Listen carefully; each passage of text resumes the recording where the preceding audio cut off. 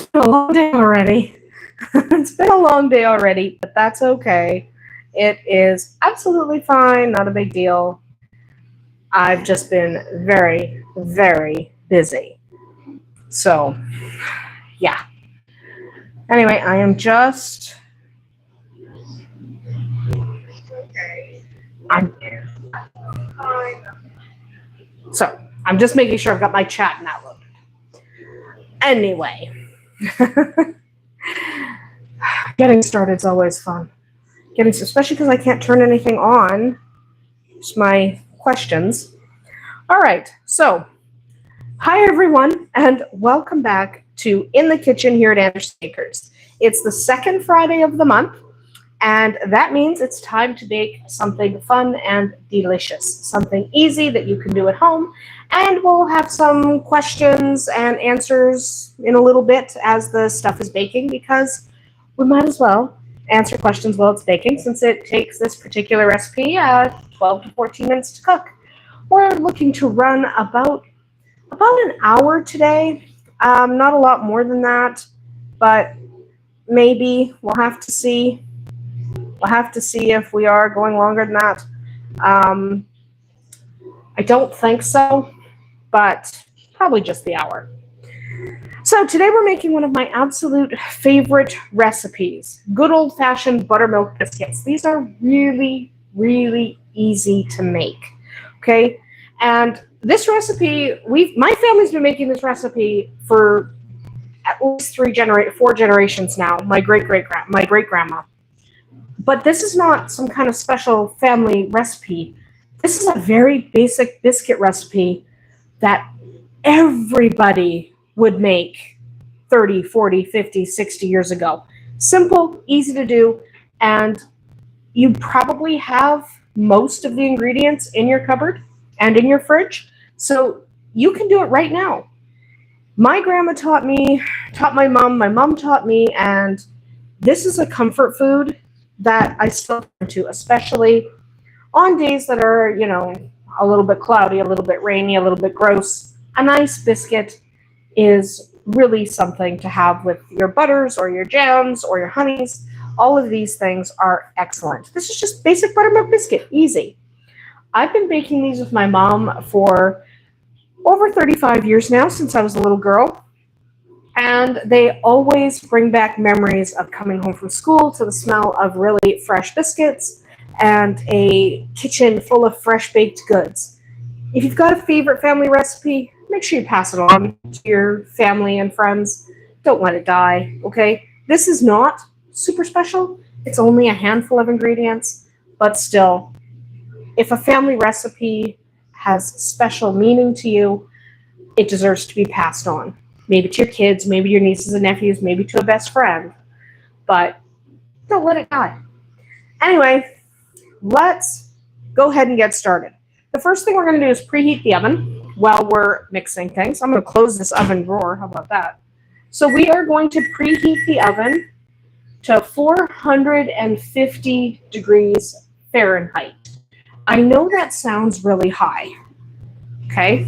I know that sounds high, but buttermilk biscuits bake better at a higher heat for a shorter period of time. That's what gives them that the layering effect, because the butter in them melts really fast, but then bakes.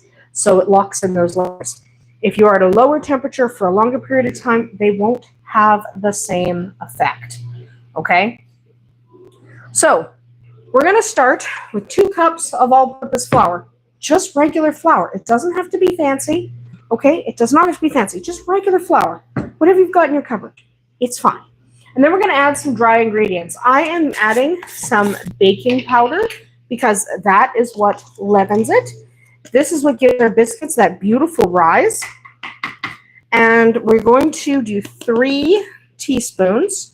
I'm not really fussy about measuring. I know some people like to do the level and make it. I don't care. I don't care. It turns out every time. Okay? It turns out every time, so I don't care. Just be fancy. Then we're just going to take a fork and make sure the baking powder is evenly distributed. Then we need some salt. I'm using Himalayan salt You can use table salt, but I like Himalayan, and that tends to be what we have a lot of. And you're just going to add half a teaspoon. You don't need much. Okay, this is just to bring out the flavor. It's not to make it salty. You don't want to make your biscuits salty. You just want them flavorful. And that's a little bit of salt, just that hint of salt, allows you to really bring out the flavor in these biscuits. Now, the defining flavor, of course, is going to be the butter and the buttermilk. Speaking of which, I'm going to grab my butter. I like to leave my butter, ignore the dishwasher sounds running. I like to leave my butter in the fridge until I'm ready to use it. You're going to need half a cup of butter, and you have to cut the butter into the flour. And yes, you can use margarine, you can use shortening. I'm using butter. I prefer the flavor. It's not wrong to use one of the other options. I just find the flavor of butter so much better. So what you want to do is you need to cut the butter into your mixture. And you can do that using a pastry cutter, but mine's in the dishwasher. So I'm not going to use my pastry cutter. You can use a fork. What you don't want to do is take this butter and smash it all together and kind of work it into the dough like you would if it was a bread dough. So what I'm going to do is I'm just going to cut this into tablespoon chunks. And remember, this is out of the fridge, not the freezer. You don't want frozen butter, but you do want it to be cold.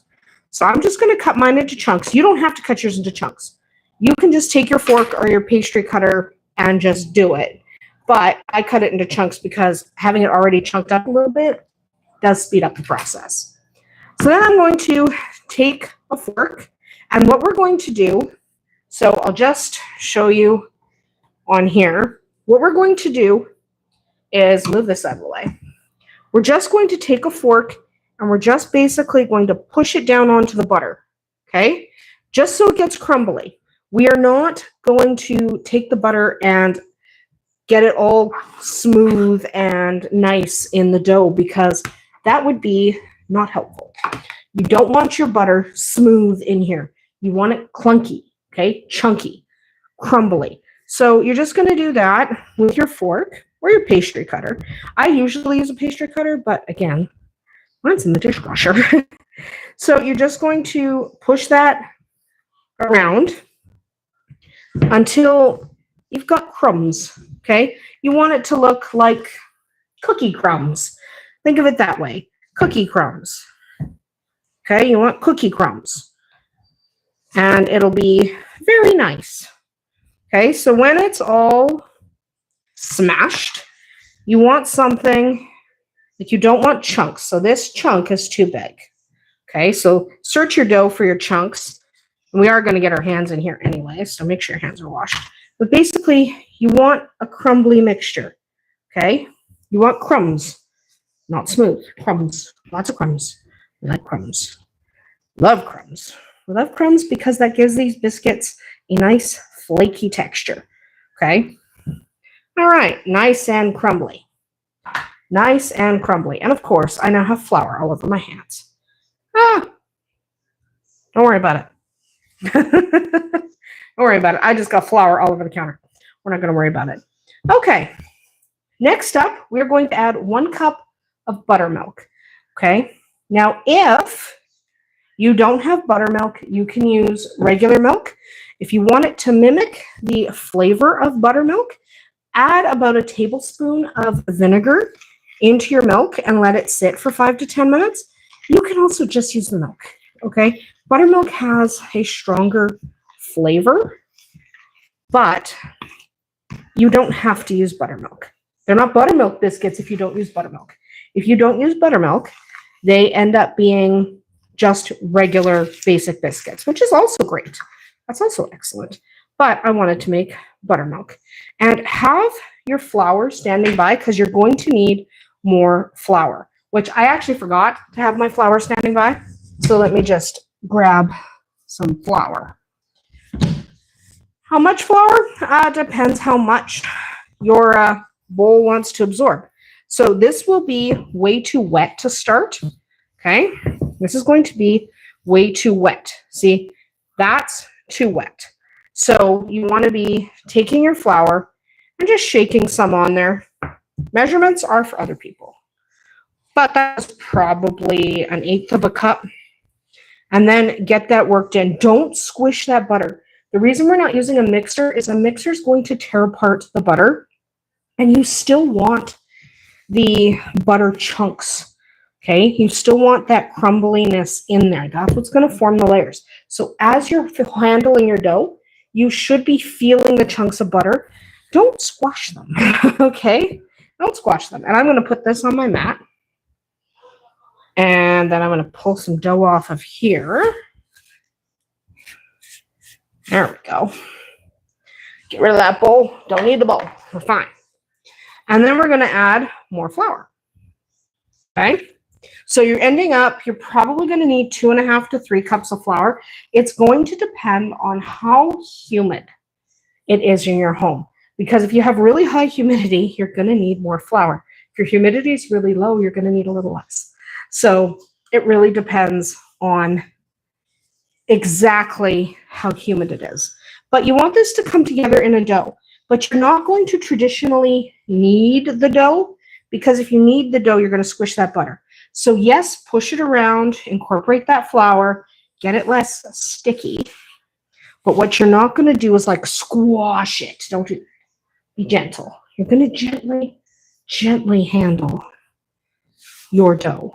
Okay, because you don't want to squish all that butter. You should still, when you're working it, you should still feel the chunks of butter. Are there faster ways to do this? Sure. But I like working dough with my hands. Does it mean I then have to go wash my hands? Yeah, but baking is washing your hands a lot. Okay? Baking is washing your hands a heck of a lot. And if you want to get some dough off your hands, once it's getting drier, you literally just rub your hands together. Okay, just like comes right off. Comes off pretty well. You just rub it off. It's not really a big deal. And again, you can wash your hands. But I like dough on my hands. I like the feel of dough in my hands. Like it. There we go. Okay, now we have these little bits of dough from my hands that I can now work into the dough. Again, we're working not to squish the butter. Squishing the butter means your layers are going to collapse. We don't want to collapse our layers. Okay? And if you find your dough is a little bit too dry, one of the things you can do is wet your hands down as you're working the dough. Okay, if your dough is too dry, just get your hands wet and start working the dough with wet hands, because the moisture from your hands will transfer to the dough. So it's really easy to correct too much moisture or too little. So don't worry too much about it. If you are in a position where you're like, oh no, I think that's too much flour, it's okay. It's okay if it's too much flour. It really is. Okay, and while you're doing this, you can also search for little bits of dough, little bits of butter in your dough that might be still too big. Okay, because you might have missed a piece or two. It's possible. So kind of search with your hands, and if you feel a really big clunk of butter, just break it up a little. But otherwise, you just want to leave your chunks. Okay? Just want to leave your chunks. They will turn in to wonderful spots of buttery goodness. We love butter. Butter's so good. Again, you can use margarine, and you can use shortening, or you can use a combination. I really just prefer butter. I'm not saying margarine's bad for you or anything like that. I'm not jumping on that bandwagon. But frankly, butter tastes better. You don't need to justify using butter. You can just say you like it better. It tastes good. There we go. All right, now I'm taking a rolling pin. Now this rolling pin, I can take the sides off and take these discs off and change how thick my dough is. I like using something like this because it allows me to have an accurate depth for my dough. And it also allows each batch to be the same. So you're rolling them out to pick either, 3/4 of an inch or 1/2 inch, not 3/4, 3/8 of an inch or half an inch, somewhere in that range. You don't have to be super specific, but somewhere in that range is a good idea. So we don't want to overdo working the dough. If you work the dough too much, it's going to end up tough. Okay, you don't want a dough that's been worked a lot. So just nice amount of handling. Sorry, there's flour on my thing, because of course there is. Okay, so we've rolled it out to about half an inch thick. Now you're going to use a cookie cutter. It doesn't matter what cookie cutter. And if you don't have a cookie cutter, grab a glass, turn it over, use that as a cookie cutter. It's not that crucial. But I'm just using a round cookie cutter. If you have kids and your kids like fun shapes, do fun shapes. No big deal. No big deal. Do fun shapes. If your kids like fun shapes, go for the fun shapes. And I'm doing a pretty small batch of biscuits because we're a small family. If I had company coming over today, I would make a larger batch. But this is just half a cup of butter. So your rounds should be about like so. Pop them on a baking tray. In my case, I am using a baking tray that is lined with silicone. I prefer silicone liners. You can also use parchment paper, works just fine. Don't use wax paper. Okay, wax paper has an issue that some people don't realize it has, and that is that it lights on fire. And you won't realize it until it's too late. So don't put wax paper in the oven, especially at 450 degrees. I'm adding a little more flour, just so this doesn't stick like crazy to my rolling pin, because it will. There we go. Always have extra flour when you're doing stuff that involves dough. Okay. There we go. Again, we're just rolling out to an appropriate size. There we go. Well, I can only get one out of that. That's okay. We'll just keep going. Just keep doing it. Just keep folding your dough over, using a little flour to flour up your little dough ball, and then press it again. Just keep going until you've used up as much of your dough as humanly possible. So usually out of this amount, so I'm using a 3-inch cookie cutter, and usually out of that I get about 8 biscuits, thereabout. Obviously, if I was using a smaller cookie cutter, I would get more biscuits. And if I was using a larger cookie cutter, I would get fewer. So, judgment call. Also, I like bigger biscuits because I like to slather them in butter and jam. Or clotted cream. Clotted cream is very good on biscuits. So, there's lots of options. I love clotted cream on biscuits. It is sweet and perfect and delicious. All right. And that is all we're going to get. So yeah, I got 8 because that's how much dough I end up with. That's not going to make me a biscuit.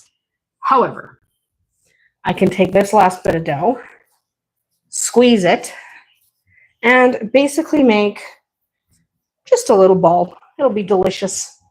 It'll be delicious anyway. There we go. Just pop that there. Get a cloth to wipe your hands, because your hands will get sticky. They absolutely will get sticky. It's not really that big a deal. Baking, your hands always get a little sticky, right? So we're not going to worry about it. Okay, we are going to pop that in the oven for 10 to 12 minutes. So I'm going to set a timer for 10 minutes. And we will check them because they might be done at 10 minutes. Sometimes they take 12. So we're just going to set a timer. Click. 2 clicks is 10 minutes. On my oven, on other people's oven, 10 clicks, 2 clicks is probably not 10 minutes. That's just my oven. Okay. There we go. I'm just going to wipe off. Obviously I'm going to wash all these things, but for now I'm just going to wipe the residue off just to get it started in the cleanup. It's just a little easier if you do a little bit of cleanup. Get rid of this. And then we are going to, while we're waiting for it to bake, we are going to talk about some baking stuff. And I'm going to answer some questions. This is a good time to drop a question that you might have. I have a bunch of questions that people submitted because, again, I know keep getting asked if I can live stream later in the day, and I've really tried to make that work. I really, really have.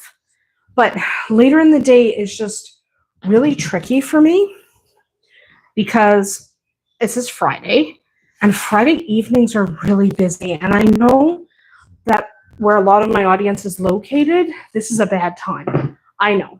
But that's why we have the replay, right? That's why we have the replay. That's why I leave them up, don't take them down, because people can watch them later.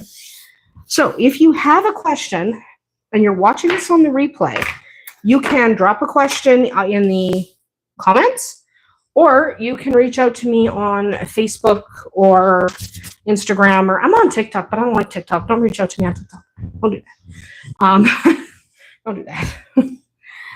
But you can reach out to me on one of those channels, and I will add your question for either next week if it's hobby farming related, or next month if it's an in the kitchen question.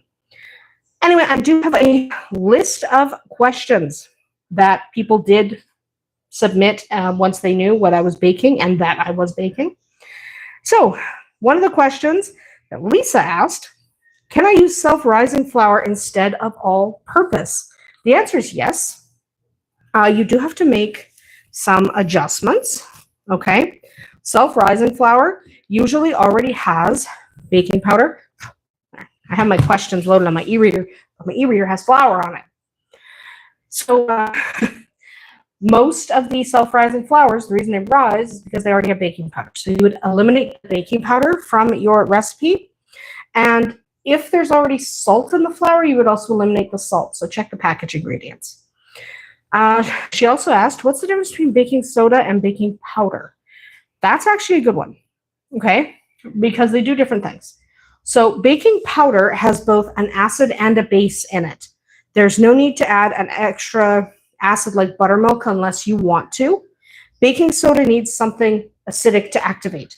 So in today's recipe, we had an acid. We had baking powder, which does not need an acid, but we had buttermilk, which is an acid. We could have used just regular milk and it still would work because we didn't require the acid. If your recipe has baking soda, like Irish soda bread made with baking soda, you do need an acid of some kind. Acids that work really well are like your vinegars and your buttermilks and things like that. So an acid is required to activate it. Can I substitute milk with buttermilk in this recipe? I answered that already. Absolutely. It does give, the buttermilk gives the biscuits a tangier flavor and a softer texture, but there's nothing wrong with doing them just with regular milk. You don't even have to add vinegar to make your milk tart. You can just go with it and just use milk. I've had people use water in a pinch. It won't taste quite the same, but they'll still be good. Can I use margarine instead of butter? Yes, you can use margarine instead. Again, you won't have that buttery flavor, which is fine if that's not what you're after. The other thing with margarine is make sure it's for baking. So margarine that's sold in cubes has less water content than margarine that is sold in a spreadable tub. The spreadable tub will not work very well because there's so much water in it. You're going to find it's very inconsistent and really not great. So definitely use a margarine that is in a cube form, not a spreadable tub. Is plant-based milk okay? I can't have dairy. Yep. You can substitute with an almond or an oat milk, soy milk. Just avoid sweetened milks. So you wouldn't use like a coconut. It's a little bit too sweet. So don't use anything that's overly sweet. So your almonds, your soys, those work just fine. Especially if you can't have dairy. What happens if I overmix the dough? Your biscuits could be tough and chewy instead of soft and fluffy. Okay, so Be gentle with the dough, and you'll also get less flaky layers if you smash the butter too much. So be gentle with your dough. Be careful with your dough. You don't want to overdo it. Mix carefully. It's my rack for when those come out of the oven. Do I have to use a pastry cutter? No, obviously I didn't. You can just use a fork or a knife or even your fingers. You can use whatever you've got on hand. A pastry cutter makes it easier because you can just take your pastry cutter and in your bowl, and it does a really fast job, and the pastry cutters tend to be quite sharp. So it makes quick work of that butter. But if you don't have one, that doesn't mean you can't make biscuits. So make up those biscuits. You don't need a pastry cutter. It's fun to have one. Mine's in the dishwasher. So that's why we didn't use it. How do I get flaky layers in biscuits? Using really cold butter. So like I took mine right out of the fridge before I mixed it into the dough. So use fridge cold butter, not frozen butter. Frozen butter is not going to mash up properly. But fridge cold butter, and don't smash it up too much. You want the butters to still be in little crummy chunks, right, through the dough. You don't want that butter completely mixed in. If it's completely mixed in, it's not going to work very well. Also, where are my gloves? Oh, they're over here. I'm going to need my gloves to get the stuff out of the oven. Why did my biscuits turn out flat? Two possible reasons. I would check and see if your baking powder's expired. Okay, just check the packaging. And if it's not expired, you might have overworked your dough. Okay, if you work your dough too much, your biscuits are not going to rise properly. Can I freeze biscuit dough? Yes, I do it all the time. You mix your dough, you roll your dough out, you cut your dough into its shapes, then you freeze them unbaked. Okay, just put them in your freezer in a flat layer, and then after they're totally frozen, you can like store them in a zippy bag or whatever you like to store things in. You can bake straight from frozen. Just add 2 to 3 extra minutes. So instead of 10 to 12 minutes, you're looking at like 12 to 15. So just add a little bit extra baking time so that they defrost and then bake while they're in the oven. Can I add cheese to these biscuits? Yes. Cheddar, I recommend. And if you're going to add some cheddar, add some dill and some parsley. They become very, very delicious. Okay. In this particular recipe, with the amounts that I gave, I would go about half a cup of shredded cheese, not too much more. If you do too much, you end up with too much fat in the biscuit, and then all the fat starts to melt out of the biscuits, and your biscuits end up flat, and all the fat, the butter, and the cheese ends up outside the biscuit. So don't go absolutely insane. There is a maximum amount of fat you can have in something like a biscuit. What herbs go well in my biscuits? I like chives, rosemary, parsley, and usually thyme. That combination of 4 gives you a really nice, delicate flavor in your biscuits. Just add them with your dry ingredients. So before you put the butter in, just mix in your herbs. However much you want. Start with like a tablespoon of each dried and see how you like that. That might be too much. That might be too little, depending on your own taste buds. I tend to go about half a tablespoon for my own taste buds, but I've adjusted that up and down based on who's having them. Can I make sweet biscuits instead? Yes. You can use the same basic recipe. Add about 2 tablespoons or so of sugar, and then maybe a little bit of cinnamon, like a teaspoon of cinnamon and a dash of nutmeg, and that'll give you a really nice sweet biscuit.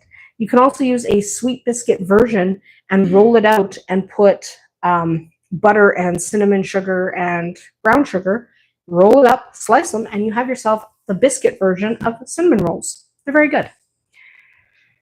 Can I stuff them with jam or chocolate chips? Yes, but you have to be careful because jam's going to literally get everywhere. Let's check on these. Or see if they need 2 more minutes. I'm going to give them 2 more minutes. I'm going to give them 2 more minutes. So yes, if you want to add jam to the center of your biscuit, what you do is you want to make your biscuit real flat and then fold it, put the jam in the center just a little bit, and then fold up the center and really like fold up the edges and really pinch the heck out of it, and then kind of manipulate it in your hand till it looks like a smooth ball. So there's not a bunch of seams for the jam to sneak out of. As for chocolate chips, yeah, just add them again with your dry ingredients. It'll be fine. Can I add garlic or onion powder for flavor? Yes, but I would be more inclined to add a garlic salt, because garlic powder just on its own, I know there's a little bit of salt in the dough, but you might want a little bit more salt. So do a teaspoon of salt instead of half a teaspoon, and then do a teaspoon or two of garlic powder and then a little onion powder. If you don't have enough salt, the flavor of the powdered garlic or powdered onion is going to fall a little bit flat. Where am I? Okay, how long do these biscuits stay fresh? About 3 days in an airtight container. If you can't eat them within 3 days, put them in the freezer. Don't put them in the fridge. Putting them in the fridge makes them go stale faster. So put them in the fridge. In the freezer, sorry. Don't put them in the fridge. Do not put them in the fridge. They go stale. That was a misspeak. What's the best way to reheat the biscuits? Get yourself some tin foil. Wrap them up in tin foil. So wrap your cold biscuits up in tin foil. Put them in the oven at around 300 degrees Fahrenheit for 5 to 10 minutes or until they're nice and warm. It works pretty well. Just wrap them in tin foil so the outside edges don't start to get crispy or even burn, because you're kind of baking them for a second time. You want to protect the outside of the biscuit. Can I make the dough ahead of time? Yes. You can make the dough and put it in the fridge for a few hours. We're going to let those sit for a couple minutes before we play with them. They're done. We're going to let them sit for a couple minutes because grabbing them when they're that hot is not a good idea. What question was I on? Can I make the dough ahead of time is where I was, I think. Yes, you can refrigerate it for a few hours before you use it, or you can make your dough, freeze it, and then bring it out, let it defrost, and shape it. If you're going to freeze it, I really recommend shaping the biscuits first and then just baking them from frozen, because it's easier, because you're not dealing with dough that was frozen. It's annoying. What do you serve biscuits with? Anything you like. I love butter, jam, or clotted cream.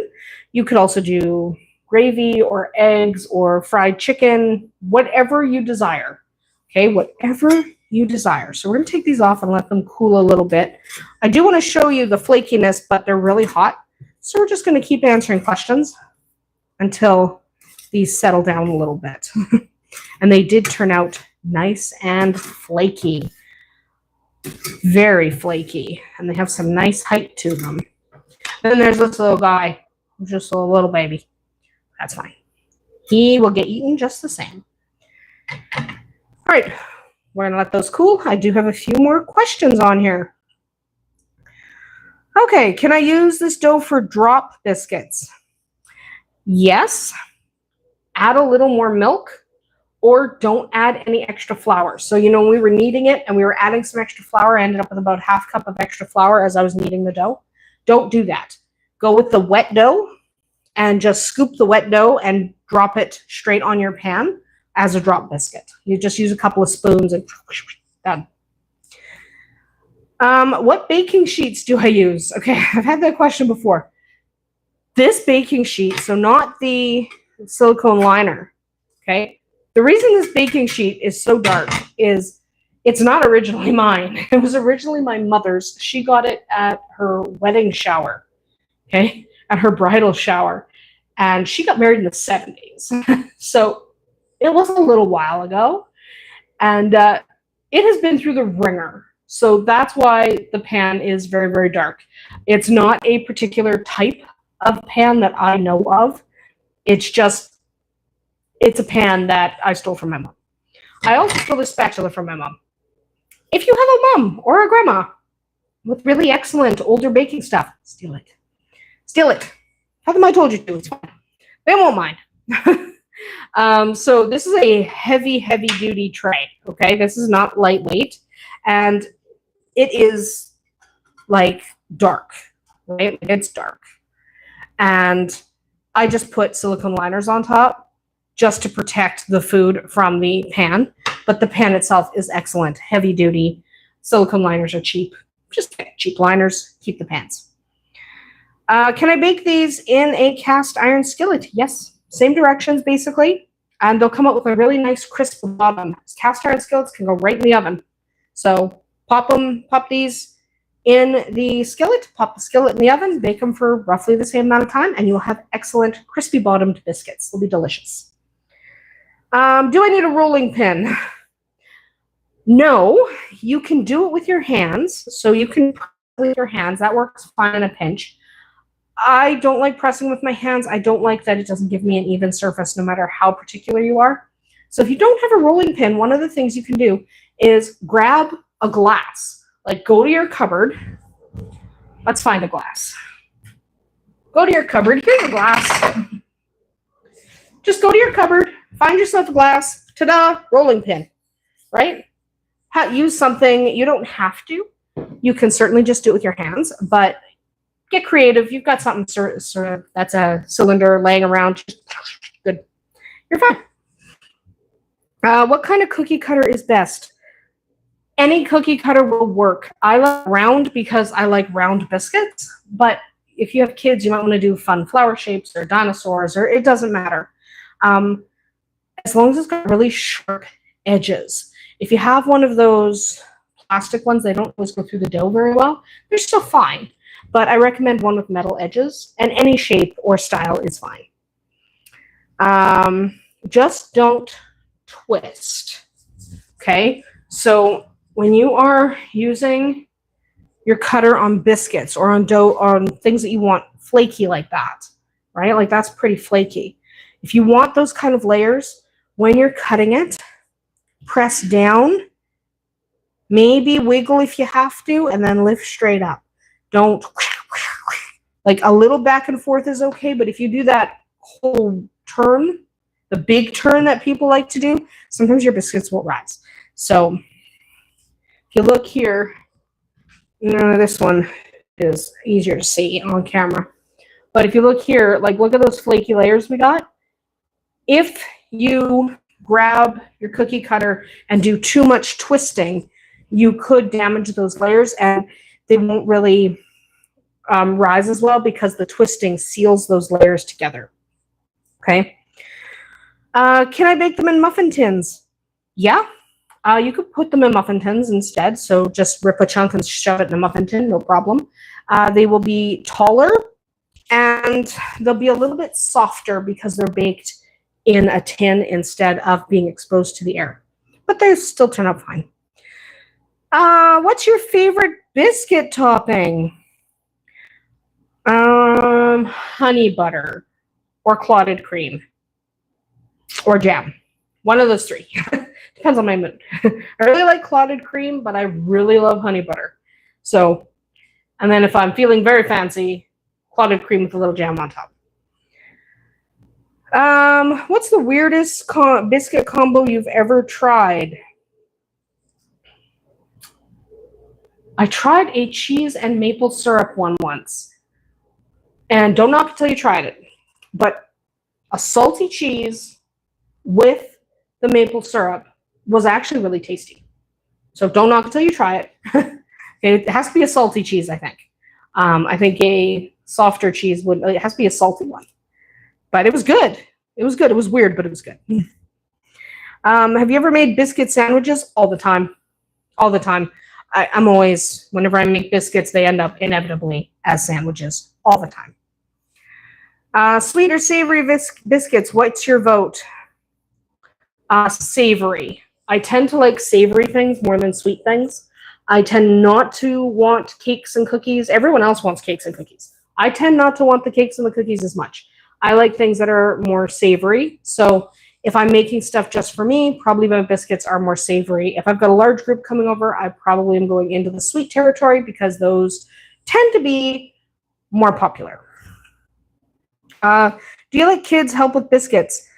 Yes. Now my kids are teenagers, so it's different. But yes, when they were little, they were all over my baking. It got them involved. It gave them a sense of accomplishment. It was just generally a good idea. Can I double this recipe? Yes. Okay. Yes, absolutely. 100%. It's easy to double. Just go back through the video and just double every single thing. The only thing you want to be aware of is you're needing, like, your mixing time might be a little longer because you have a lot more butter to deal with, a lot more butter to break down. So it's going to take you longer to knead them. It's going to take you longer to roll them out just because you have more time. What flour works best for fluffy biscuits? All-purpose works just fine. Okay, there is no functional difference when it comes to a biscuit. Some people will tell you, well, if I use bread flour, yeah, well, that's nice, but really all-purpose is just fine. You can use bread flour if that's what you have. Don't go to the store and get a specific type of flour just to make biscuits. Just use what you've got. What's your favorite thing to bake besides biscuits? Bread. I'm a bread girl. I like bread. I can happily just have slices of bread with butter on them and be pretty much the happiest you'll ever see me. Bread. Okay. Do you bake these on special occasions? I bake them all the time. For us, biscuits are pretty much an everyday kind of thing. I don't make them every day, but they're in my regular lineup of things that I will bake, especially if you're looking for something quick, because they're pretty quick to throw together. Like, we mixed, so how long have we been going? About 40 minutes. So these have been out cooling for a few minutes now, and we talked a bunch. We mixed them. We rolled them out. We cut them. We put them in the oven. We talked a bunch more because they had to bake for 12 minutes. And then they came out, and they're cooling, and they're still sitting here, but it's only been 40 minutes. And we could eat them now. We could. So these are a really quick thing to make. So because they're so fast, I do tend to make them regularly. What inspired you to start baking? My mom and my grandma. It was just something we always did. I would go to my grandparents' house on the weekends, and we would bake. We would make cookies or bread or biscuits, and I'd get home from school in the afternoons, and my mom was making cookies or things like that. So it was my mom and my grandma. We did a lot of baking together. Do you make gluten-free biscuits? Sometimes. I have a sister who is celiac, and if she was coming over to have these biscuits, I would 100% make them gluten-free. Okay? And I would just use a 1-to-1 flour. There is an excellent flour, Bob's Red Mill. I think it's in the blue bag. Okay? It's pretty good. It's not perfect. There's no perfect gluten-free substitute, but it's close and it's okay. It's not fantastic, but it's okay. But that is the best flour blend I've found if you need gluten-free. So I have a sister who's celiac. If she was coming over, we would have done gluten-free. What's your favorite biscuit memory? Coming home from school and smelling them as they were about to come out of the oven. You can smell when things are cooked. Okay? So if you're baking a cake and you pay attention, you will smell the moment the cake is cooked. That goes for your breads. That goes for your biscuits. There's a moment where the scent coming out of the oven changes and it's cooked. And that's probably my favorite memory, coming in the door and smelling the biscuits just transitioning. You can smell it. You have to pay attention, but you can smell it. Can I make mini biscuits for a party? Yeah, just use a smaller cutter and maybe don't roll them as tall. So you notice how tall these guys got, right? Like, look at how tall these are. That might be a little bit too tall if you are going to make mini biscuits for a party. So you might want to roll them out a little bit thinner, but you can roll them out that big and just make them smaller. You can also cut them with a knife and cut squares. If you really don't have anything to cut them with and you want a certain size, you can just grab a knife. Look, a square. There you go. What do I do if I don't have a cutter? You can use anything you like. You can use a glass. That becomes a cookie cutter. You can use a mason jar. You can just cut it with a knife if you want squares or triangles or whatever. You can just cut it with a knife or a pizza cutter. It's completely fine. Sorry, the notifications are going off on my phone. Can I make these in a toaster oven? Yes, if your toaster oven has a bake cycle and it gets hot enough. So not all toaster ovens get to 450. Some of them only go to 400 or 425. If your toaster oven has a bake setting and it goes to 450, you can absolutely bake them in a toaster oven, provided you have a tray that will fit in your toaster oven. So we are done our biscuits, and they are golden in color, so they should have this golden color, and they should smell fantastic, okay? You should really be able to smell them. Now we are going to open one up, okay? I'll do it over here so you can see. So we have layers, and when you open them up, it should peel apart, okay? And then you throw some butter on there. Oh, there's going to be good. Throw some butter on there or some jam or whatever you're in the mood for. Whatever you are in the mood for is completely fine. And we're going to put some butter on there and some butter on this one. I need more butter. Always need more butter. Let's be honest. I always need more butter. Put some butter on there, let that melt, and you will absolutely adore it. But you can put any topping you like. Try peanut butter and jam, especially on a warm biscuit. Very, very yummy. Anyway, I do have to get going. Again, Fridays are a busy day in the evenings. We got stuff to do. So we're approaching 3 o'clock. I do have to get going. But thanks so much for joining me in the kitchen today. I hope you enjoyed baking this family favorite recipe with me. And I hope you'll give buttermilk biscuits or just plain old biscuits a try at home. I'd love to hear how it turns out. So come back and drop a comment, and I will definitely check out the comments for anyone who has made this. So we do this the second Friday of the month. I live stream every Friday, but the second Friday of the month, we are in the kitchen. Every other day, we're typically outside. And there's a kitten running around outside being absolutely bonkers. That's okay. But we are outside all the other weeks. On this particular week, the second Friday of the month, we are in the kitchen baking something else. If you have something you'd really like to see me bake, drop a comment. I will see if I can fit it in. Though I have quite the list of things people have asked for already, but I'll add it to the list anyway.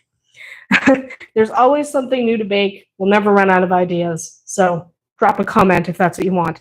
Thanks for spending part of your day with me. Happy baking, and we'll see you tomorrow. And I got to walk around to turn the camera off. Because of course I do. Because of course I do.